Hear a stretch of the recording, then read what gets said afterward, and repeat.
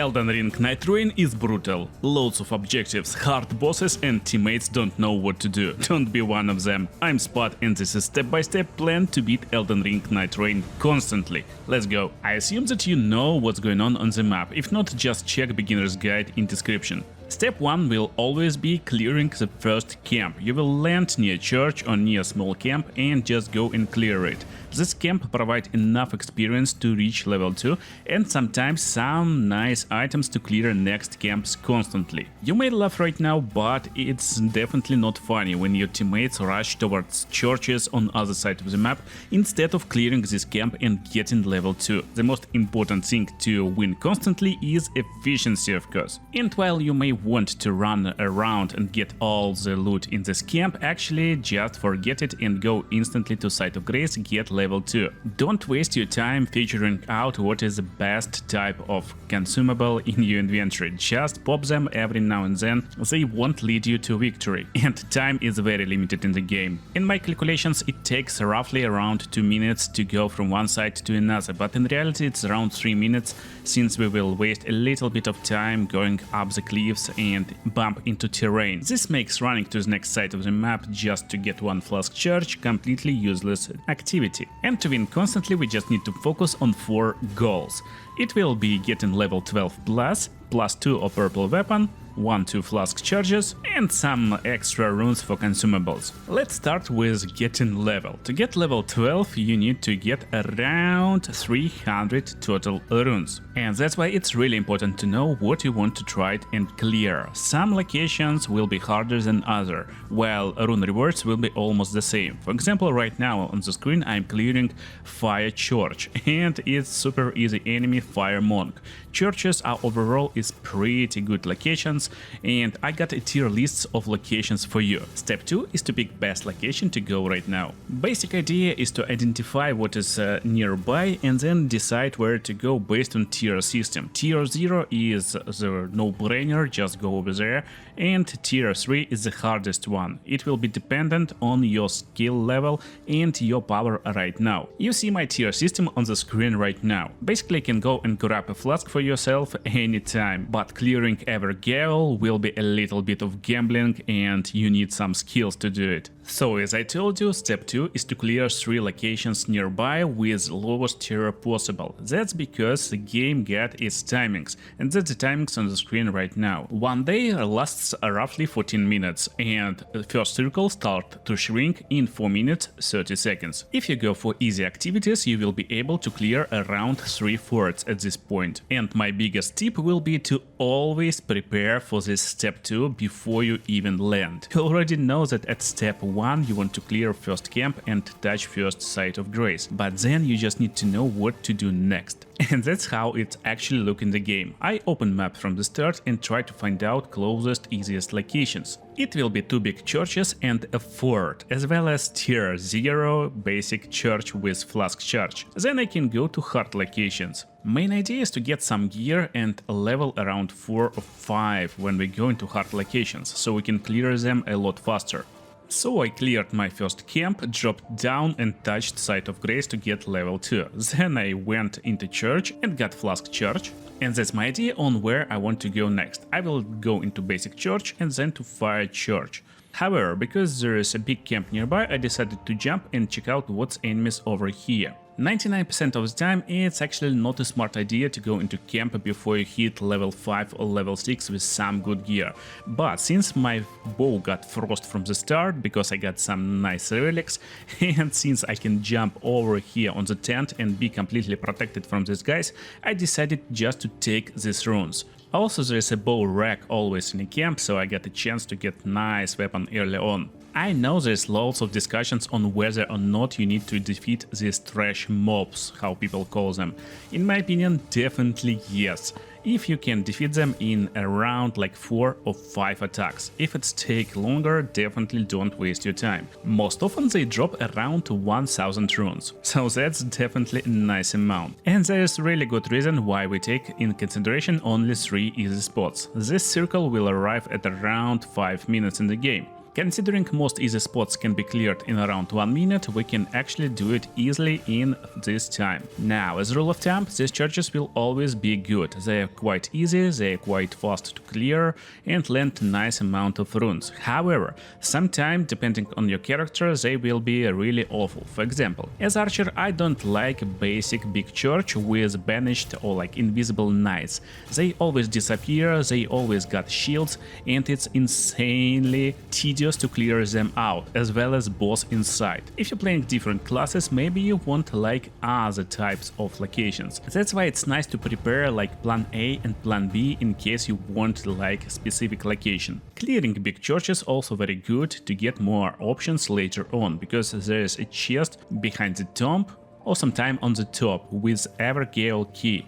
I did everything according to my plan and cleared Fire Church last. And that's where we are approaching step 3. Main idea is to get to the step with good weapon plus 1 bow is definitely what I need, and get level 5 or level 6. I call this step Night 1 Power Up. The best idea is to get to first night as powerful as possible. I haven't touched on this yet, but main idea is to actually trying to go towards middle of the map at our first 2 steps. And when circle shrinked completely, we want to be kinda in the center of this circle, in the green area you see on the screen right now. This gives us more flexibility and no rush when circle will start to shrink second time. Also, this gives us ability to kinda calculate next steps. For example, I can go to nearby fort and depending on the circle go then to the top right or top left. But also there's always an option to try and gamble a little bit at Evergale. Evergale is kinda high tier, but you can clear it pretty easily depending on what enemy will spawn.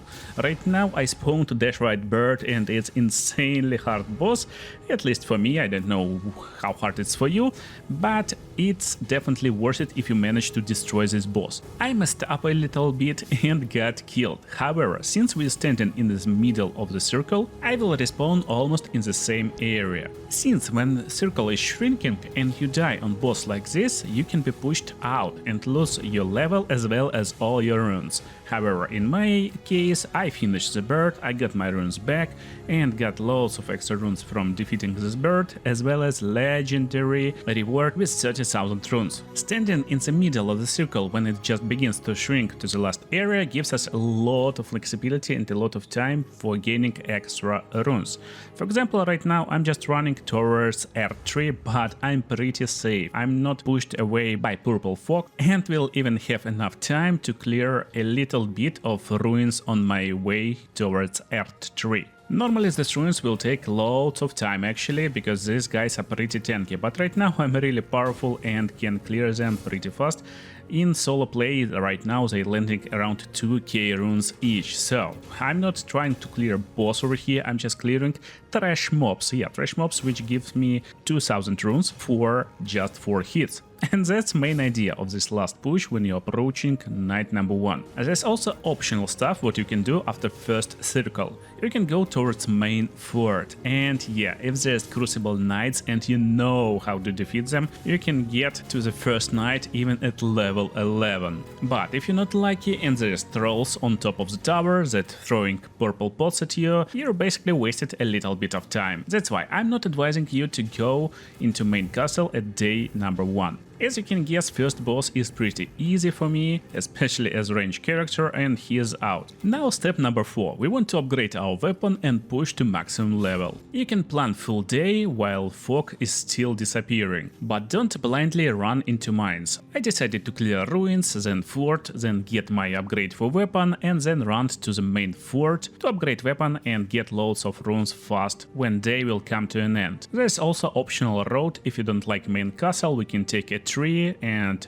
ride the bird to the bottom of the map, clear some camps, more ruins, and get our upgrade in the mines. Idea behind this step is to get the best weapon you can find and then upgrade it. Sometimes you don't even need this upgrading stone, so instead of getting into the mines, it's better to clear Evergale or maybe some field boss. Plus 2 weapon gives a big power spike in our damage output, so it's definitely worth it.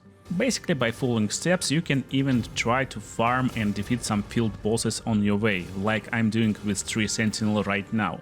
then clearing a fort as intended, and first circle start to shrink. That's why you don't want to rush into mines first.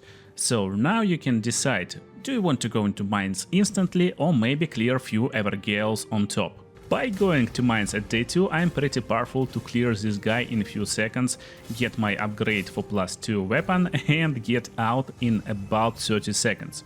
Overall, my advice in mines to ignore all enemies and just run straight to the main guy. However, you need to know mines to do it. So right now I exit mines and ta-da! We're approaching mine entrance near the fort. Because as I told you, it's nice to know mines and that's exact layout without any rush, so you can learn it. Best entrance will be from the left side. And after reaching first room, best way of course is to just skip it. But I will show you so you know what's going on over here. So there's a Godric Knight will be, sometimes there's 2 of them, and basically there's entrance to the right side as well as chest on the top.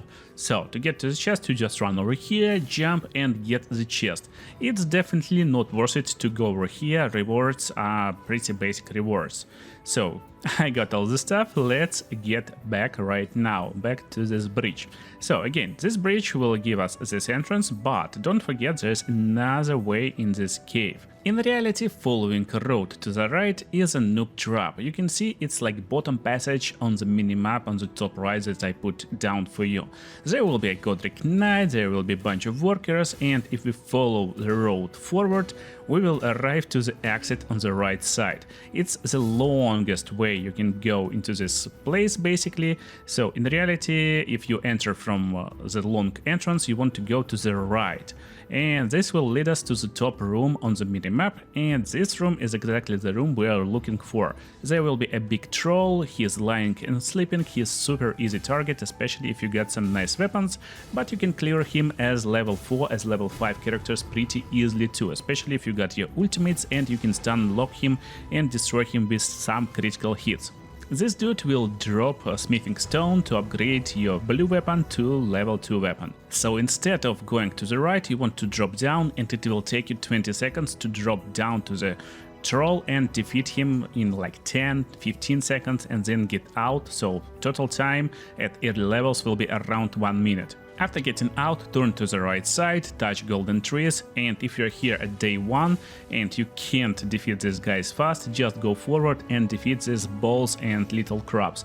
They land nice amount of runes, and while you're clearing these guys you can plan what to do next. Another mines will be located on the top left part of the map, and this mines is super noob trap. I will speed up footage over here so you can find and learn a little bit of layout, but honestly my advice will be to never go inside this place. There will be a bunch of Godric Knights, so you can defeat them and get bunch of runes, but honestly it's definitely not worth it. There is a big drop down and there is a bunch of them later on in the caves. It's super easy to mess up and actually get lost over here.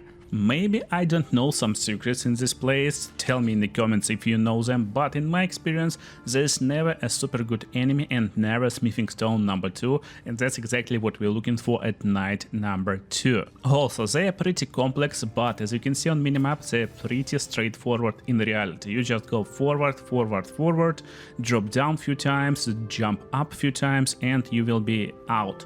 I would say the only reason you can go over here to get bunch of chests, and only if you get nice ultimates so you can clear Godric Knights and bunch of enemies nearby at the same time. So try to not get over here in a noob trap, but next ruins is insanely good as well. It's better to enter them from the right side instead of left, because from the right side you can finish these ruins in 30 seconds, but still even getting from the left is fine. You just drop down and there will be 2 tunnels. The left one is noob trap. As you can see, it will be long pass, and this pass will lead you to the same room you can approach just by going forward. Still, over here I will showcase these rooms so you can learn them and understand where you are if you're getting lost.